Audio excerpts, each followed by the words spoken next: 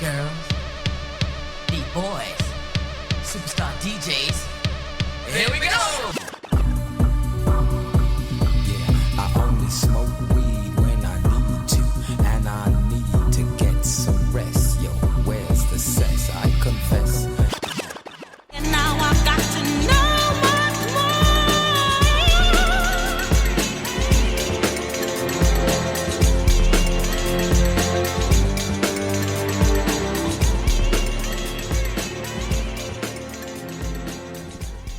Hello and welcome to Britpop Banter. My name is Kevin.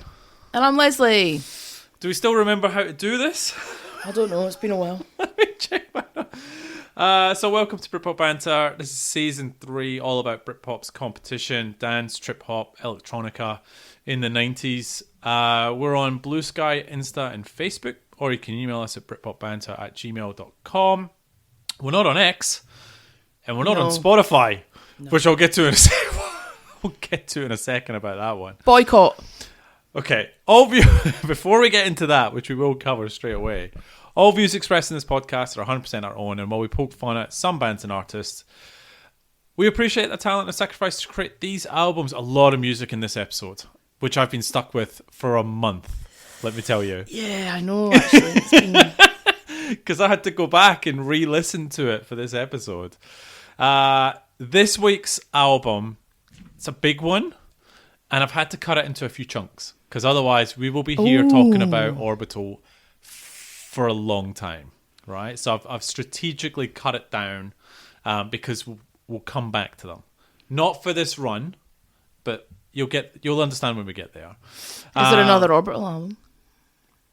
Well, I can't tell you that, but I'll explain when I say I'll cover it. So this is all about Orbital Insights. Great album. Their best one. Outside of the Altogether. Yes, no, this is their best album. I mean, look, we'll talk about it as we go through. What a career, first of all. But I know. So we'll cover them. Last episode was a while ago. Who was it again? It was Portishead. That's right. Yeah, it has been ages. We've not seen each other for, 4 weeks? 5 weeks? I think more than that. It's been ages. Because I was in the US a month ago. You were in the US. I was on my holidays. I got COVID, so we couldn't do it last week. So we're way behind. You're way behind. Yeah. So how was the States? It was fine. Strange place. I got my phone taken off me. What do you mean? Going into customs. I knew it was going to happen. Why'd you get your phone taken off you? Because I'd been reading all this stuff about the fact that they're getting hectic and not letting people in, and they're being more aggressive than normal. In fact, my company even sent an email saying, be careful.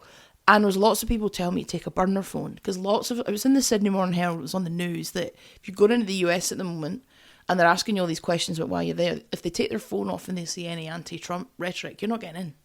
Oh my God. And so basically what happened was I arrived in Dallas. So I was going to a conference in Chicago, but I flew Sydney-Dallas. And then I have a friend that lives in Dallas, so I was staying with her for the weekend. Right. So when I filled out my visa, like a business visa, yeah, I put in I was going to Chicago, I was staying in this hotel, that's fine.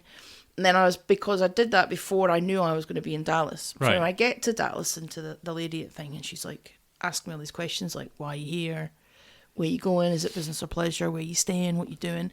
So I cleverly had the foresight to text my friend the day before, and I text saying, Trump's basically a lunatic and people aren't getting in, and sent her an article. So look, just an FYI, can you just send me your address, because I reckon they'll ask me at customs. Oh. And she's like, fine. So she sends me it. So anyway, this lady is going to me, okay, ma'am, and what's your address in Texas?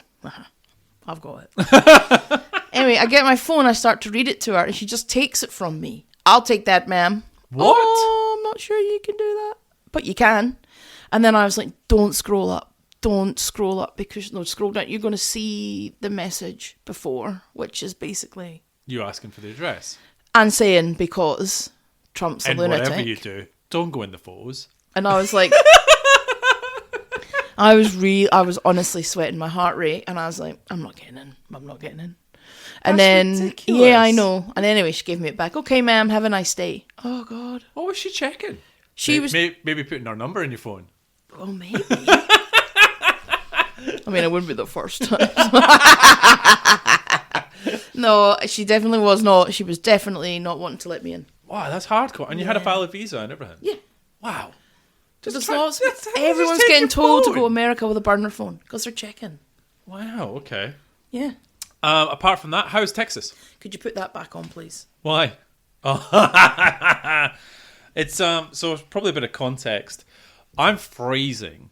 Like Australia, it's what 15 degrees. It's lovely. Freezing. Absolutely Sat freezing. in a t-shirt. So I've got like a whole fleecy thing on. Just took it off to put my Rangers jumper on, and we did play each other recently. Yeah, we did. I left you alone. I thought, yeah, okay. We qualified for Europe today You did. Congratulations. Yeah. How come it was only today though? What was because of because we had to. Because it was whoever won against Aberdeen and us will get fourth place. It was a tense game. Do you know what to do in Europe? No. Do you even have suitcases? Your football No, club? we're gonna have to get some. Yep. Don't even know where the airport is. But that'd be nice. Look, Yeah. to be little fair, trip. promoted from the Championship and in Europe in the first year. That's good. That's great. That is good. Yeah, solid. Scottish football aside, back to Texas. How was that? That was fun. It was fun. Yeah, Texas is funny. Like lots of cowboys, and went to this stockyard. Did quite Texasy things, Okay. and then went to Chicago. Chicago's a great city. I love it. Oh, I'd love to go to Chicago. Yeah. Yeah. What was the weather like? Chicago. Texas was roasting, Yeah. and then Chicago was cold. Yeah, I've heard it's yeah, okay. Yeah, but lovely. I was glad to come home though. It's a bit, yeah. Yeah. Yeah. It's an odd place. I'll tell you stories after this, but yeah, I wouldn't be rushing back until all this is settled down. Yeah. Hello to all our American listeners. Yeah, Great to have you. yeah. Yeah, I don't know. It's not a place that I would. I mean, I normally I'd love to, but I don't know. Oh, I love it. Must Like, be I went must on be hard holiday, in yeah. their tourism Yeah. industry. Well, I think it is. There's people not. Yeah. Yeah. Wow. Especially just grabbing your phone out of It was nowhere. so crazy. I was like, oh, here we go. There's always an airport story with me. Always. Yeah, there's one that's not PG that. Absolutely not. Yeah, we can't share. Ever. So yeah, I went on my holidays, went up the Australian coast, which was lovely. Driving holiday up to Surfers Paradise, did some theme parks and did the whole thing. It was awesome. Favourite place? I'll tell you what went down in my opinion was Byron. Oh, And the controversial. Yeah, and I love Byron Bay is just it's just such a brilliant place. Yeah. It is. This time we went, and unfortunately we had great weather all the way, and we hit Byron and it rained, and so Byron when it rains, there's not much to do, like because it's a beachy Yeah. town, right? It's gorgeous, and also I just couldn't get over. First of all, it was rammed. It was just insane. It's only got one road in, one road out, and it's know. just hectic, right? But also, I was just like, it's so expensive. Like, I mean, and I'm a tight arse at the best of Yeah, time. you and are. this inflation thing and going to a place like Byron, gee, I was just like, this is insane. But it's still really nice. Stayed in a really nice place. The place I loved the best was Broad Beach, right? Up in that's up lovely. near Surfers Paradise. And, I went to this gym every day while we were there, and it overlooked the beach. Like, you were training and looking out at the beautiful view. But the people up there are just so attractive. Like, you must only, if you've ever had a career in modelling, then you can move to the Gold Coast. Yeah. Like, and then there's Muckins me walking into the gym surrounded by ripped men and goddesses. It was humbling, let me Okay. tell you that. But yeah, it was really nice. Really enjoyed that. Went to Forster for the first time. That was nice. Is it nice there? Is it worth going? Yeah, it was a stop through. It was nice. But yeah, good holiday. Came back, got hit with COVID. There you go. Thanks for that. And it sucked. Like, I forgot about it. I got no idea where it came from. I've had it for about a week. It just lingered. And I was like, is COVID still a thing now? I know. Yeah. Bird flu's apparently coming. I've heard. I don't know. But anyway, it sucked. Don't know where I got it from. Don't recommend. Do not recommend. Should we talk about the Spotify fiasco? Yeah. Yeah. Boycott. So anyone, I think this will be up on Spotify and it will go in a couple of days. So the background of this is Spotify has an algorithm which basically just pulls any podcast that has any music on there, and they're supposed to send you an infringement notice. And so in the space of a week, we lost 8 episodes, including one that had been removed that we provided our license to, which got replaced back into Spotify because we showed our valid license, and they took it down again. They don't send us the notifications, so you have to go through their horrible chatbot to get to a real person. You get to a real person, they tell you can't talk to them. It has to go through the infringement team, who are only contactable via email. They just do not respond. Like, you've seen the emails that we send over to them. They just simply ignore you. We finally got a notification back last week saying, yep, it's because of an infringement. Please refer to your emails. I'm like, we didn't get one. Send me the emails and I'll do 8 separate responses, and of which I'm still waiting for. So I'm really sorry for anyone who does listen to us on Spotify. It'd be a mess, because you'd be like, where are all these episodes gone? Please go to somewhere else. And why only those? Because if it's just about music, take the whole lot down. We've been playing music for 5 years. Yeah, so I think the algorithm maybe only goes a certain amount of time. So maybe it's because imagine how many podcasts they have to scan. So they must extend it, like, by the past week, by the past month, by the past quarter. And every single episode has a separate infringement notice that has a separate escalation process back into Spotify. Their customer service is just appalling. It's just so bad. So I'm sorry we're not able to resolve this. They are just terrible. Terrible, terrible customer service. Go somewhere else to listen to our podcast. Please. I am a big Spotify user, but if this doesn't get fixed, I am going to cancel Spotify and move to something else. Come to YouTube Music. Really good. I've never had a problem with YouTube Music. They're not getting taken off anywhere else. They're on Apple Podcasts. No one else has an issue. And to be fair, if anyone else did have an issue, we could provide them our license. The problem is we have provided the license, which has we have a 12-month rolling agreement to play music on our podcast. We have provided that. It has been overturned and put back. They've done it again, and for 7 other episodes. Please refer back to the original infringement claim. No response. Awful. Just appalling. So I'm so sorry that you're not able to listen to it. Get on something else, please. Yeah. It's exhausting. I've never had such awful customer service. And they just don't care. That's the other problem. There's no empathy. They just don't care. It's really bad. It's so bad. It's like a monopoly as well. Like, they are. So to give you a context, like, I think I was checking this morning, it's our second biggest platform for listeners. And so, I mean, what's the first? Apple. I mean, we're tiny, right? I mean, we don't have many listeners, which is why it hurts more, because you go, we don't have much, and literally you've just wiped a whole bunch of people out. It just sucks. It's crap. Yeah, it does. Yeah, it's really depressing.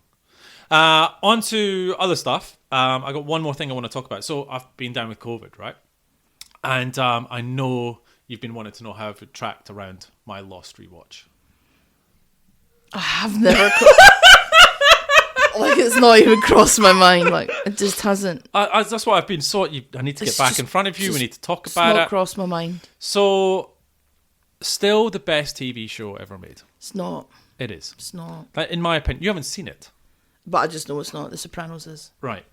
So, I think it gets better on a rewatch, I have to say. And I think the ending is fine.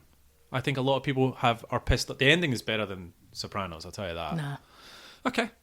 But I think you would watch it, which sent me... So I think you should watch it. I think it's a great show.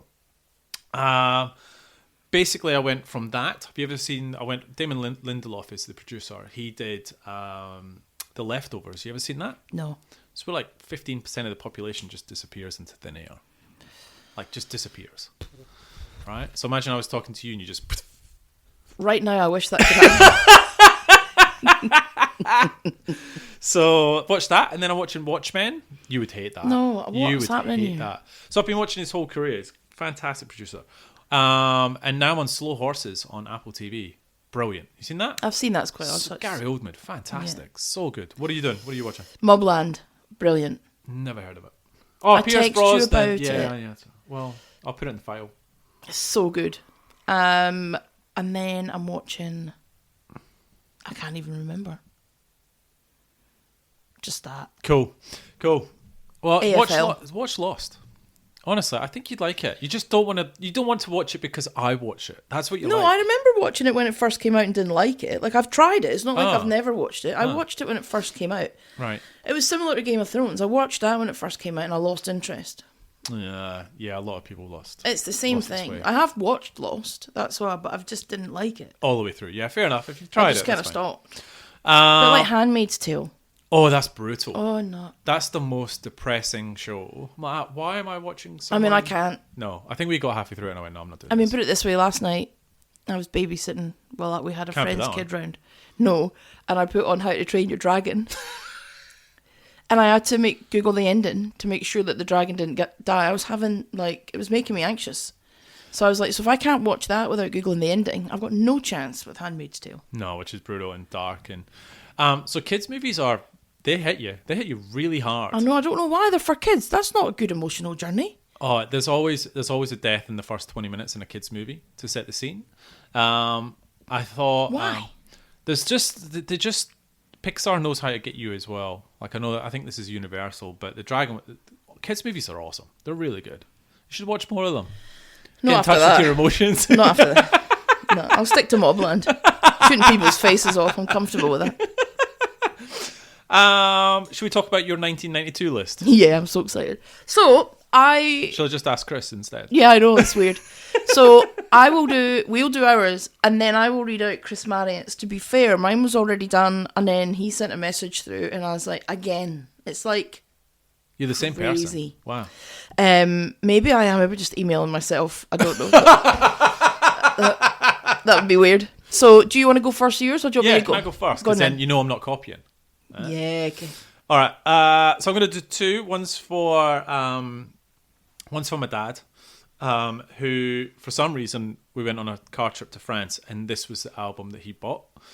Right Said Fred. Oh, wow. Deeply dippy.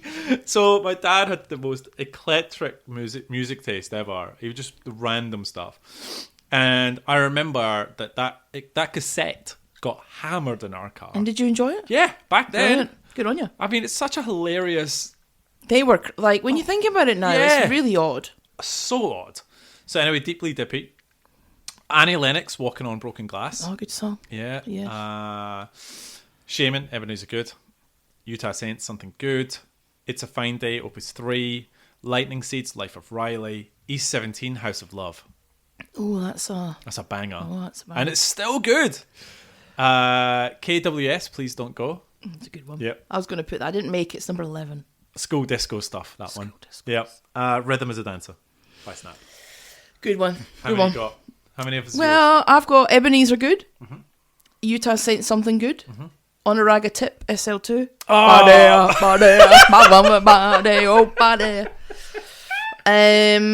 Motorcycle Emptiness The Manics.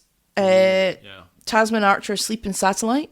Oh. I blame you for the moonlit sky. And Chris has got that. Delamitri, Always the Last to Know. Yeah. That's yeah, cute. yeah. Stay, Shakespeare's Sister. Stay with.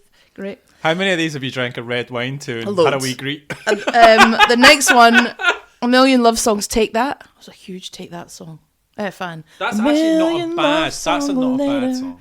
And Temptation by Heaven 17. Temptation. Yeah, not Trainspotting. bad. Yeah, good. Good. Yeah, so I'll read you Chris's. Because Okay. I feel like this is just so everybody is aware.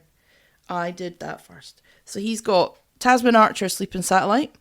Feel So High by Desiree. Mannix, Motorcycle Emptiness. Delamitri, Always the Last to Know. The Shaman, Ebenezer Good. Prodigy, Out of Space. Missed that. Yeah, I thought it was the obvious. Yeah, go. SL2, Onaraga Tip. Utah Saints Something Good. And Sweet Harmony by Liquid. So, Oh, nice. So just pretty much the same. no Right Said Fred on either no, of those two. I checked again. No, and then Goodney sent his. Oh, nice. Look at this. The Downers by Swed. Oh, yeah. Friday I'm in Love, The Cure. That's a good one. Oh, that is a good one. Yeah. Creep Radiohead. How did we miss that? How did I miss that? I know. Weirdo The Charlatans. Yeah. We Hate It When Our Friends Become Successful. Morrissey. Yeah. Leave Them All Behind. Ride. Fate Accompli by Curve. Throwing Back the Apple Pale Saints. Connected by Stereo MCs. And then Shaman, Ebenezer Good. Nice.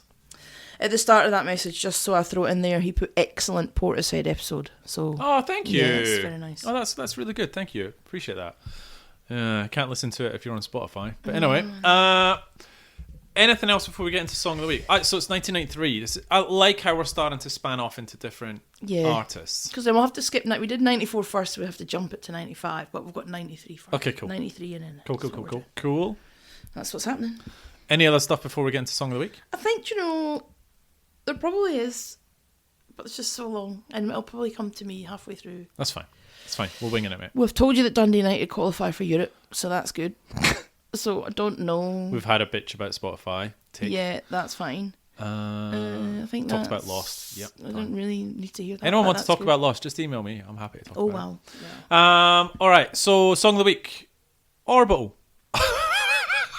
given that we're covering them, why not? Orbital have been going through their sort of early work and reissuing it. And so they're about to reissue the second record, which is the Brown album. So the album was originally done in 1993, went to number 28. We are going to talk about it in this episode because I want to go through sort of their history a bit. They have done a song called Deepest. The single is a rework of their 1989 track, Deeper. Wow. And it's got vocals from Tilda Swinton. So this is going to appear on their single Radicchio on vinyl and single. I love this. I mean, first of all, it sounds great, but also Tilda and her voice, it does make you genuinely just relax and stop and take a minute. Yeah. So stop, take a minute, enjoy Orbital with Deepest. Focus your attention on a spot. And when that spot has your full and complete attention, take a deep breath. Let it out. And close your eyes. Close your eyes and relax. Relax. Listen to the sound of my voice and relax. Listen to the sound of my voice and allow every muscle in your body to relax. Listen to the sound of my voice and allow yourself to drift deeper and deeper into relaxation. For just a few minutes, let your mind go blank. Think of nothing. Just listen to the sound of my voice and relax. Relax. Pretend that I'm filling this space with a warm, relaxing air. Breathe in and feel this relaxing air taking effect.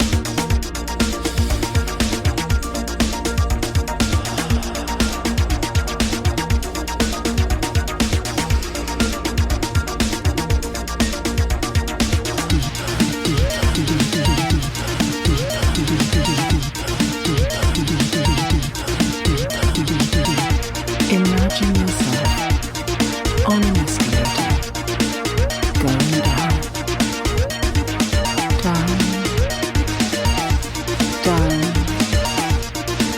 into relaxation.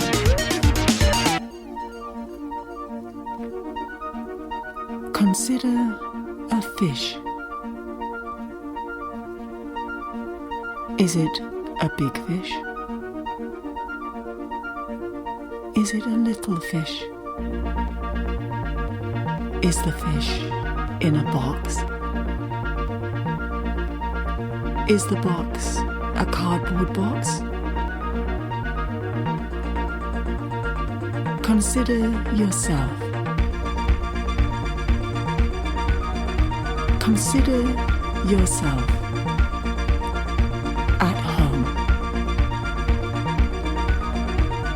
Consider yourself part of the furniture. Consider yourself one of us. Whatever we've got, we share.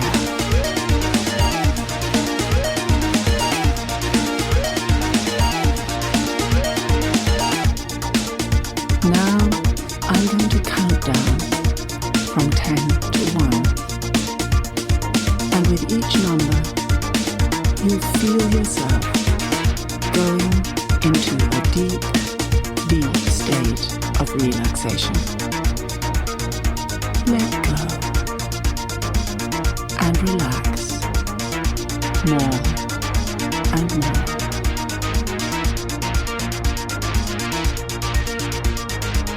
10, 9, 8, 7, 6, 5, 4, 3,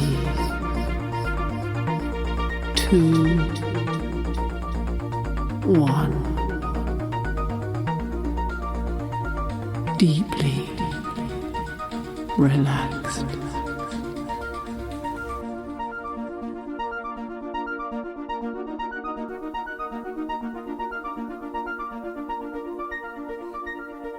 This says, it's a big one. I've got no idea where you want to go with this one. Because, I mean... Okay. So just as a recap, it was Deacon Blue, Mumford and Sons, and Self-Esteem. Yes. So we'll start with Deacon Blue. That's where you want to start. Yep. That's really where you want to start. Yeah, why? Okay. Okay. So they are a Scottish pop rock band formed in Glasgow in 1985 or 5. The lineup of the band is Ricky Ross, Dundee United fan, wrote a Dundee United song. Could we play that one? Proud to No. be that? Okay. No. And Lorraine Made McIntosh. Europe, though. You'll be happy. We made Europe, yeah. I'll message him. James Prime, drummer Dougie Vipond. You know that he was on like Sports Scotland and used to do the football commentary as well. No. Yeah. Okay. Gregor Phillip and bassist Lewis Gordon. Who's They're the lady? What's the lady's name again? Lorraine McIntosh. She's fantastic on this album. She is fantastic. She's a really good singer, and she raises She was in the bar. Shetland. Was she? Yeah, she's an actress as well. She's been in loads of stuff. Have you watched the series of Shetland when I've seen them all. when the girl goes missing and they think and that family live in the farm and they're a bit crazy? Yes. And so the sister-in-law who's like has the cleaning company with the dark hair. Right. That's her. Oh. Anyway, their estimated album sales have stood about 6 million. Can you believe that too? They've had 12 UK top 40 singles, along with 2 number 1 albums in both the UK and their native Scotland. And I think Dignity by Deacon Blue is one of the best songs ever. Wow. Okay. I'm a big fan. Okay, so anyway, reviews. Maximum Volume Music. Is this your Blog. review? Your blog? No, it's not mine. It's a They brand gave new it blog. It's only 8 been around a out while. of 10. 8. You heard me. The piano opening alone gives the title cut a sense of grandiosity even before the first line draws you in. Bus driver, won't you take me to the furthest place from here? To be fair, if he's from Dundee... Anyway, and immediately the Great Western Road seems to be about escape. But more than that, it's absolutely gorgeous harmonies. The thing always Deacon Blue gives their edge is an even sharper focus here.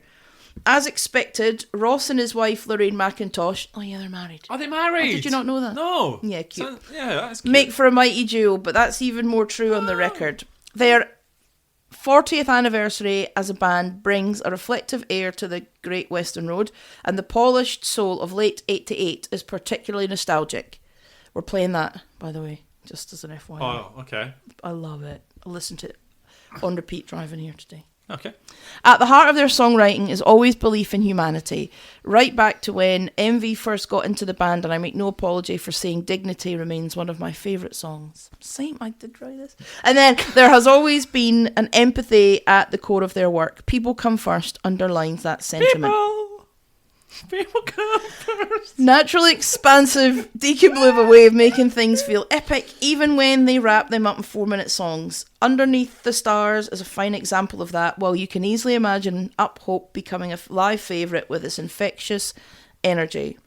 There's an innate melancholy to the superb curve of the line. Regretting doing nothing is still never a crime, sings Ross, and you can't help but think he has a point. It all ends with the shortest track here, But I Lived on My Own is also the most fragile, though it fools no one. The Great Western Road is ultimately about connection and community. For 40 years, that's what they've done. The road may be well travelled, but the journey is far from over.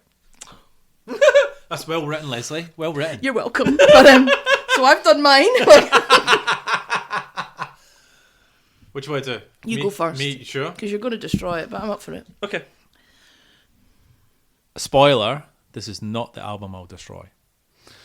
I can't believe I'm going to say this, but Deacon Blue are the album of the week. Yes! I can't believe it. I had literally, honestly, I was in the car going, he's playing it. I don't care what he says. He's going to grumble about it. But we're playing AJ. We're liking it. No, I love it. And then I was in my head thinking, well, I'm going to give them a point for being Scottish, a point for Dundee United. He can, I'll give him that point. I didn't think you'd like this. Because you have not said a word about them. No, we haven't spoke about it at all. Anyway, so when it first started, so it's direct quote. When it first started, I was like, oh no. Because the Great Western Road, it's quite cheesy. Yeah. Right? But when the chorus kicks in and Lorraine and Ricky both sing together, it's really good. Like I don't get the way that the two of them sing, they really do raise this album. Because they love each other. Oh.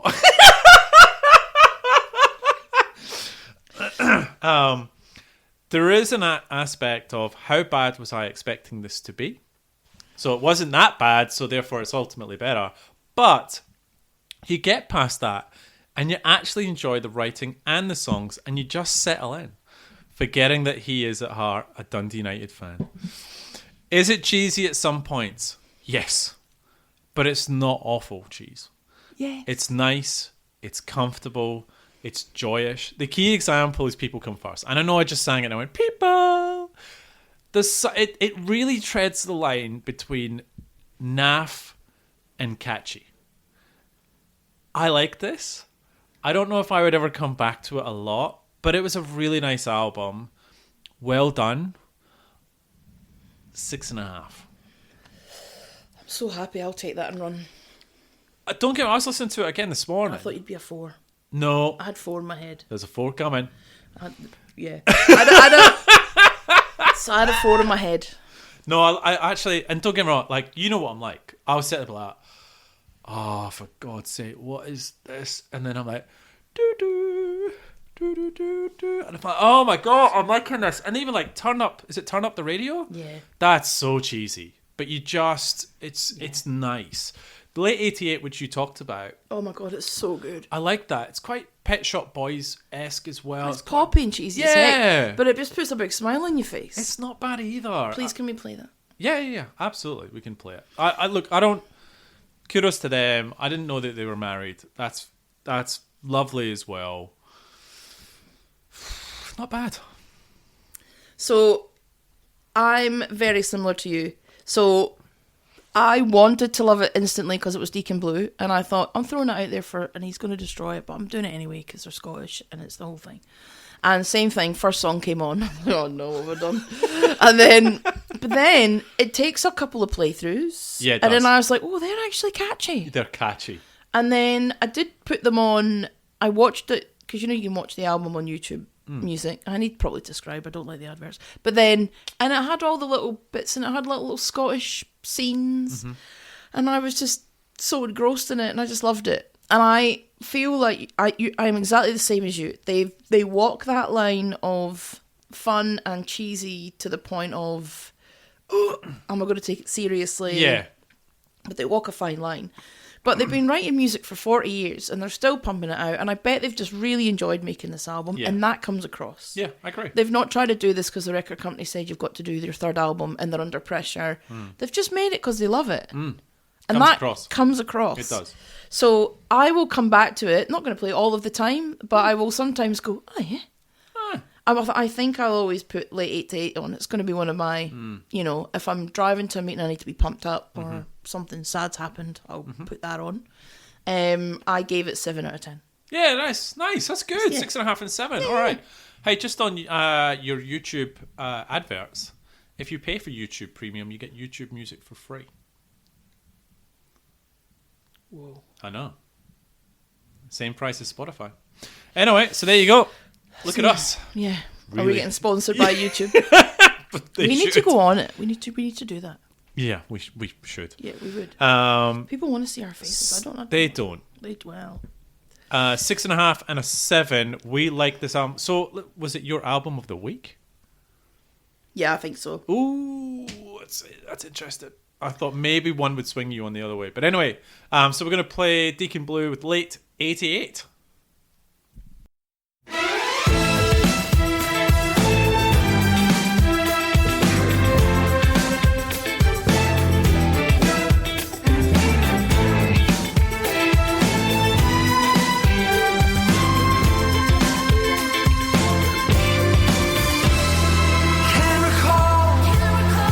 Can't recall why, but we seem to do it all. And it all seems so easy. That was long ago. We didn't even care about what we didn't know. Never thought about tomorrow. And we were running, never stopping.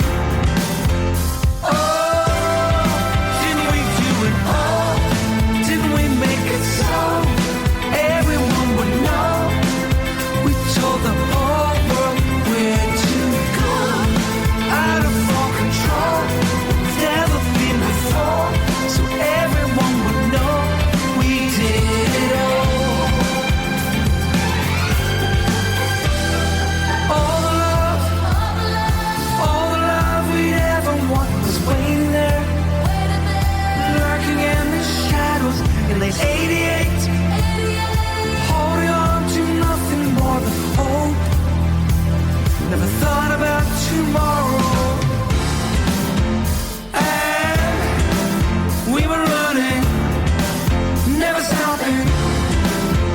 Oh, didn't we do it all? Didn't we make it so everyone would know? We told the whole world where to go. Out of full control, but we've never been before.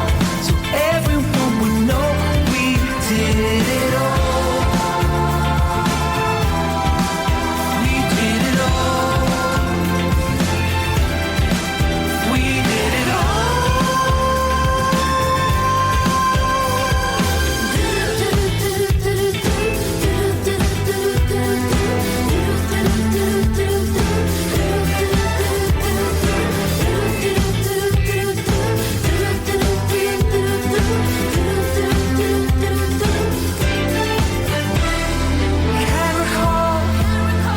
Can't recall why, but we seem to do it all. And it all seems so easy, but that was long ago. When we didn't even care about what we didn't know. Never thought about tomorrow, but I do recall now that we were on a roll. Holding back the sorrow. Didn't we do it all? Didn't we make it so everyone would know? We told the whole world where to go. Out of full control, but we've never been before. So everyone would know we did it all. We did it all. We did it all.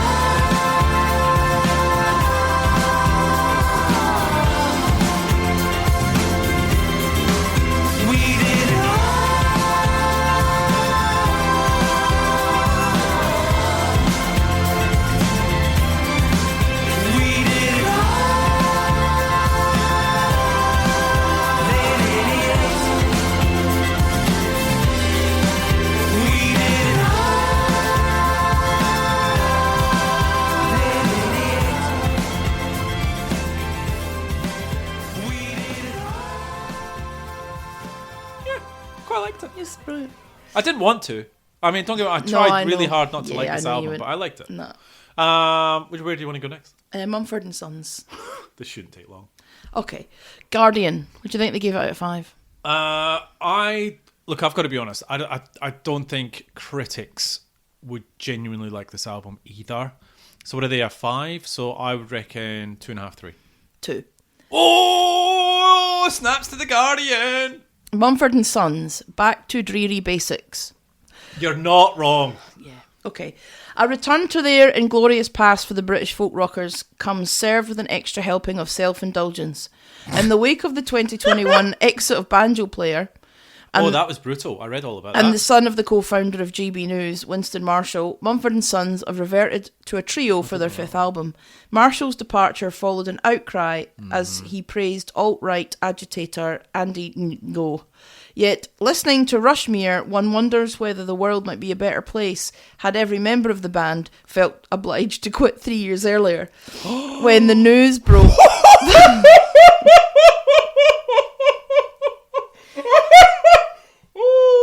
Yeah. I sometimes worrying about being a bit too much. I'm like, the Guardian, you just knocked it out of the park. But when the news broke, they had hosted Jordan Peterson at their studio.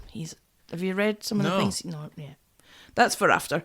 There's a distinct back to basics feel to the album. The dreary, unappealing relative experimentalisation of 2018's Delta ditched in favour of the grating folk hoedowns that first made their name, or utterly insipid balladry. The default mood is self-pitying and self-justifying, which is even less attractive than it may sound. Yep. I can't say I'm sorry if I'm always on the run, mules Marcus Mumford on Anchor. It's so miserable that the irritating up-tempo songs that recall 2012's Babel, the title track Surrender Carry On, come across as a welcome relief. On the plus side, the band have decided not to also resurrect their Toffs cosplaying farmhands image this time around. Small mercies. Do you want me to go first? Yeah. Look, okay, so I have never been a fan of Mumford & Sons. When Little Lion Man came out, because I think, didn't they win the Mercury Prize? Or they won something.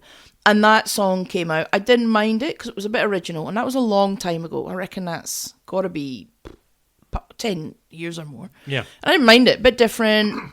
Like, kind of like folky. That hadn't really been popular. Like, in mainstream. Yeah, yeah. And I didn't mind that. And then it just became the same. Yep. And a bit repetitive. And I've never listened to their albums. I've never really bothered. I'm glad. And then this is just the same. Track after track after track. There are 2 good tracks. What have you got? So actually, when Malibu starts, I thought, that's Malibu's quite okay. nice. I thought, well, this might be okay. Then Caroline's crap, the title track's crap, everything else is crap. Where It Belongs is actually a nice song. Like, it's got a bit of depth to it. Okay. It's a bit emotional. It's a bit more depth. Truth is good because it's got a great guitar solo, and the guitar work in Truth is good. And that's Great. it. I'm So that's with the 3 tracks. Okay. So if we want to play one of them, if we are playing one, that's out of those 3. The rest, not for me. Okay. Not for me whatsoever. 4 out of 10. 4 out of 10? Yeah, point for effort in those 3 songs. There's Okay. always a point of effort. Okay. I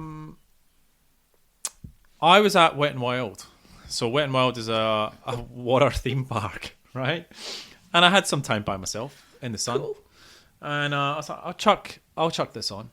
Now, if you go to a theme park, genuinely they're one of the most happiest places on Yeah, earth. they are. Yeah. Don't ever listen to Mumford No. and Sons there. No. Honestly, No. one of the happiest places in Australia. This album made me so depressed. The reason we haven't talked about Mumford and Sons is because I don't care. I really don't care about them. This album is why they're so whiny. They are whiny. They're bland, so boring. And look, The Guardian has honestly, that review is perfect and written it so much more than I can say. I don't like his vocals. The songs are repetitive. We didn't talk about them for 5 years. Let's not start now. Okay. I gave them a 2. I then listened back when I came back out of that happy place. Because I was like, no, it can't be that bad. Maybe you should have listened to it when you had COVID. Oh, God. That'd have been dark. Yeah, that would have been. I did listen to it again a few times. It's not as bad as I hammered it, because it's a time and place, and in a theme park, it's probably not where they expected to be heard. It's a 3 out of 10 for me. I just don't like them. I don't at all. And look, I'm glad you found that Guardian review. I did sort of go, maybe it's just a me thing. And actually, when you go out, people are genuinely like, it's not a you thing. It's not. Sometimes it's a you thing. Most of the time it's a you thing. But not on Mumford and no, Sons. No. I think we can all agree on that. I'm not gonna. To be fair, because what happens is I pay for the music, right? We share some costs associated with this, and I go into iTunes and I buy a song. I get charged for it. That's fine, right? I'm not giving any money to these guys. I'm sorry. So we're not playing one. And you know what? They'll probably ping me for an infringement notice and get the episode taken down. I'm not doing that. I'll do it for you. Ding ding ding ding ding ding ding ding ding. Whiny ding ding ding ding ding. I've done it. It's good. There you go. That was track 2 on the Saved album. me $2. Yeah. All right, next. Let's get to, I think, the one that's probably the most interesting.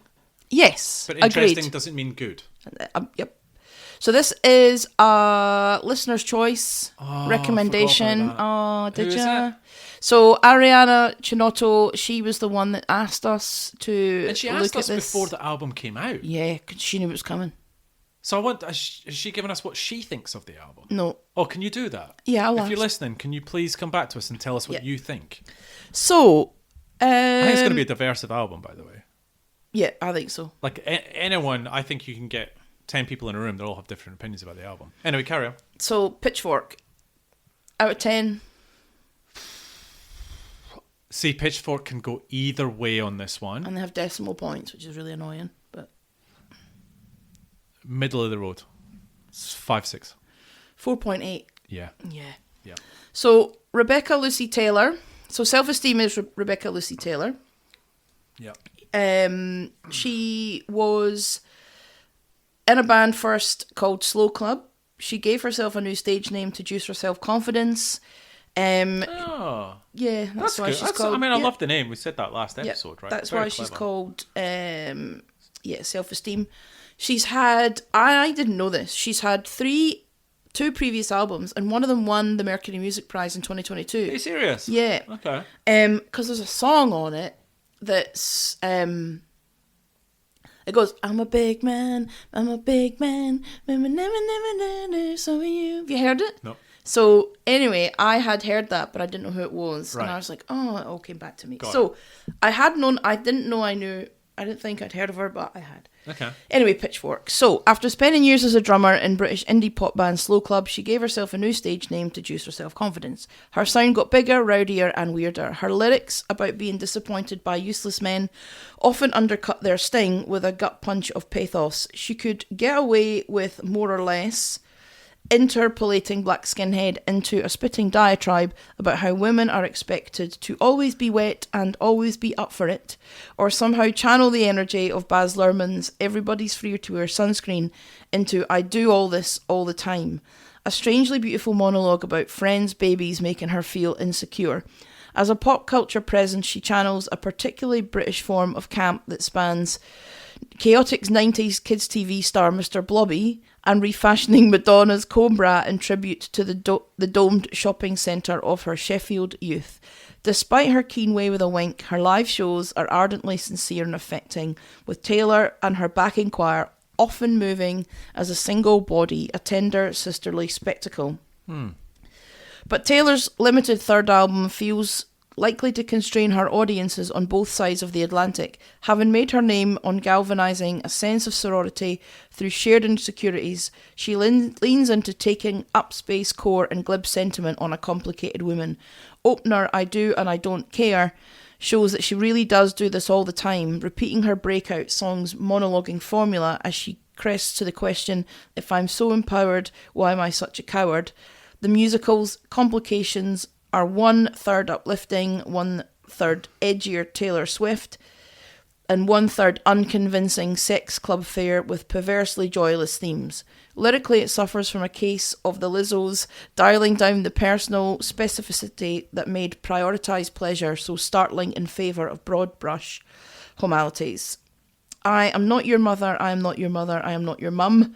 Taylor seethes on Mother, which sanitises planning to rock sleaze. It's less camp than the fairly unappealing sound of being told off, reducing men to silly little emotional incompetents who've only ever read To Catch Her in the Rye in a way that's probably quite unhelpful at this point.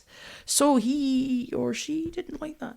So, okay, so you threw me a bit, I'll be honest, because you did text me one thing. Oh, what did I say? You said to me, this is what so I want you to go first because I don't know what to do. So remember, we texted a little bit and you said, I hope you like it. Yeah, I did say that. And I didn't know if you meant, I hope you like it because I hate it. So someone has to like it because it was a listener's choice. Yeah. Or I hope you like it because it's brilliant. The same way that I would say to you, I hope you like Deacon Blue. Yes. Because I really do hope you like it. Yeah. So I didn't know. It's A. It's the first one. But it's not, we're not talking Mumford and Sons, to be very clear, right? So what I might do is I might read, because I struggled with this album. Out of the three, it's the one I've listened to the most. There are times in this album where I really enjoy it, and I think it's very clever. And then there's moments where I don't like it and I want to turn it off, right? When it's good, it's really good. Mother is a banger.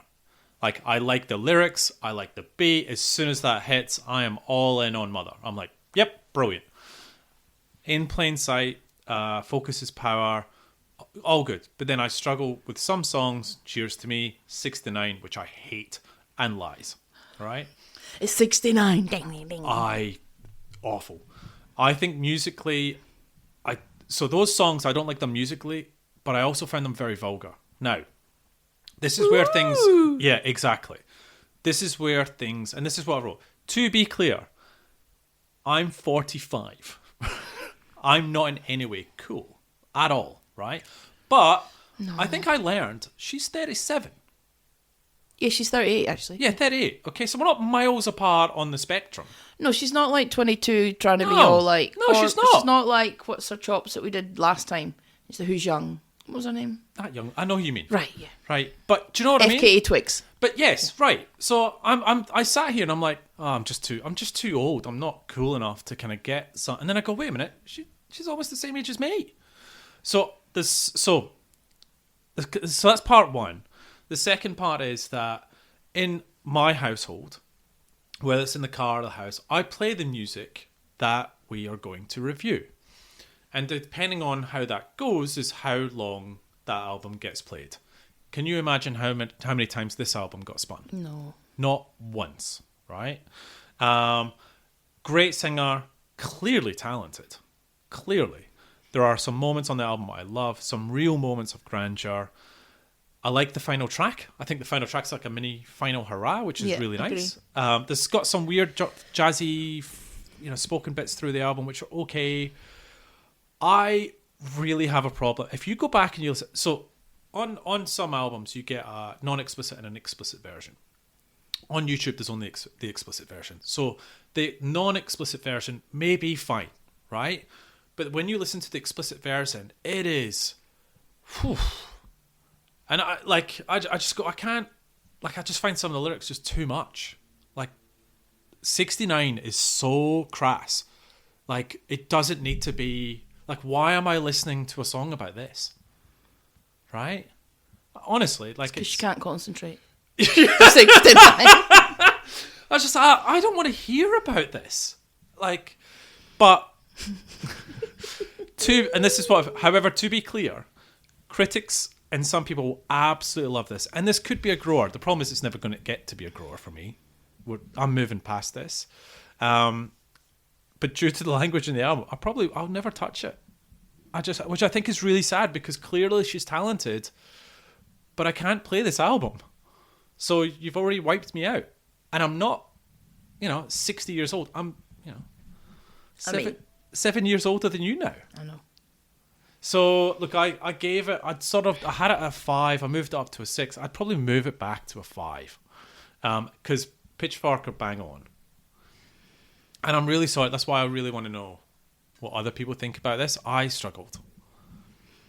Yeah. Okay. So same. So so tough one, right? Because that when you text me that, I actually took it as you liked it. So I listened to it and went, you can't like this.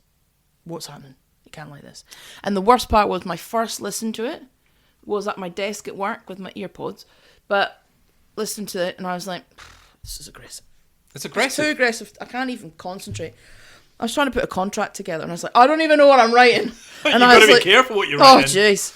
So then I didn't enjoy the first listen, didn't enjoy the second listen. And then I did a similar thing. I played it at home. And the comment I got was, sometimes there's no need for swearing. I actually agree. And I was just, but I then I was agree. mocking. Oh, how old are you? Like, Right. And I was, but the comment was more around, it's when it's unnecessary. And it was. And that's the It thing. is. Sometimes it's not, and sometimes it has a place. But this is maybe like a bit too gratuitous. It's just like Thank it's you. too, yeah. So I get that. That's actually, you're right. You've nailed one of my frustrations where there's a swear in there. Use another word. Because it's unnecessary. If your song is because you're trying to, if you're, I don't know, trying to emphasize something or it has a place, there are some songs that have swear words in it.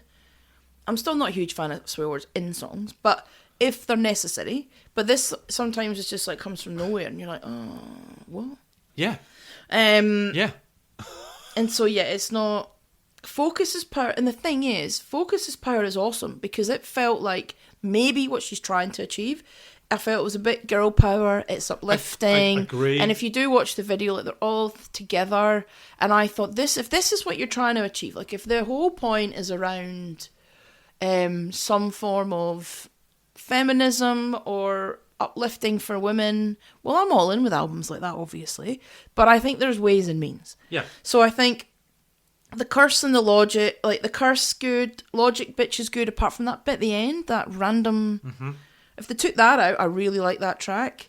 It's quite annoying, that bit, actually. There's no need for it. Yeah. Cut that out. We're fine. Cheers to Me is awful. Mm-hmm. I like... Mother's annoying. The lyrics are annoying. But it's actually a good banger. It's a good banger, yeah. 69's annoying. It's juvenile. Yeah, can we pause there? So for anyone who hasn't heard it, and I'm not playing it, right, it's got a really rude intro, and then she lists her favourite sex positions, some of which I was like, oh, what's Yeah.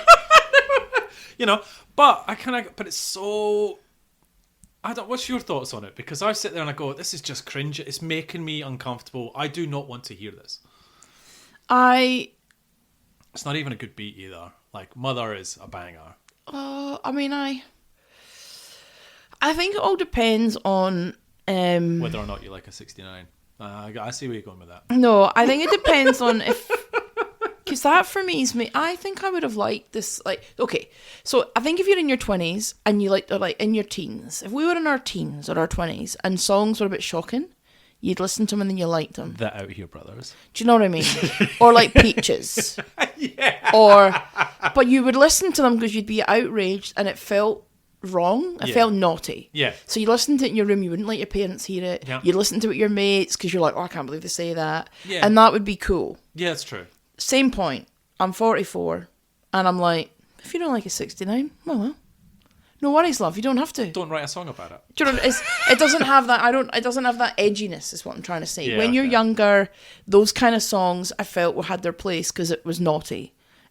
Whenever I had an E on any album, you'd be like, "Ooh, can't." Like, remember Alanis Morissette, and she said that one line, "Are you thinking of me when you fuck her?" And we're all like, "It's go, oh, like that." That's a great line. Yes, and that's where a swear word is necessary. It Yeah. plays into that song so well. Yeah. But that was one of the first E albums I ever had. Yeah. This is now just a bit too like, you don't want to do it, love. It's no problem. Like, I'm cool with that. That's fine. I don't need to hear it. It's just I don't get it. No, I just think, and that's the thing. I don't get it either. it's just right? there's no shock So- value in, and that's the other thing. We're not shocked, and that's a bad thing. But we're not shocked by anything anymore. The fact that a song about sexual positions called 69 no longer has any like shock value, impact, and it just goes over your head. You don't care. Yeah, I don't know if that's an I age wasn't thing. yeah, you're right. I wasn't angry or outraged. I was just like, Yeah, but it's oh, lost its place. ugh. That would have before. Can you imagine if that song had come out 10, 15 years ago? Yeah. You'd have been like that. Oh! Yep. What'd you give it? 4. Well, no, I'm going to give it a 5 point for effort. Okay, so we're both about the same on this Yeah. one. And I do like her as a musician. Like, I went back and listened to the album that she won the Mercury Music Prize for. She is very talented, and she does have a voice. I can see what she's trying to say. Absolutely. And, like, her voice for women and her voice, and, like, she does a lot for, like, trans rights. She does a lot for equality. Awesome. So there's definitely something there. However, I just found this album, when it's good, it's brilliant. I agree. But when it's bad, It's really bad. and that's the problem. Yeah, I agree. I agree with you. So I'll have to give 5 because I think that's 50-50.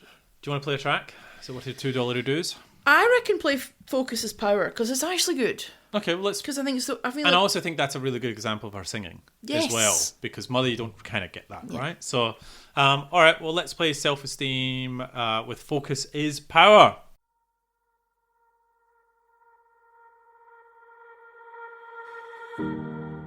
I never could have told you anything I long for while I was in the water, swimming against tides with torture. Take it in our stride, laugh it off, take it on the chin just right. Don't be too loud or too quiet, but I got all this fire. And I see it clear with every passing of each year. I deserve to be here. And every time I fall, I crawl back like an animal. My focus is powerful. We never had it better. My head and heart together. Before the pushing and the pulling, the shape shifting I'm doing to give them what they want, whether it's what I want or not. You see, it wasn't up to me, but now it could be. And I see it clear with every passing of each year. I deserve to be here. And every time I fall, I crawl back like an animal. My focus is powerful. And now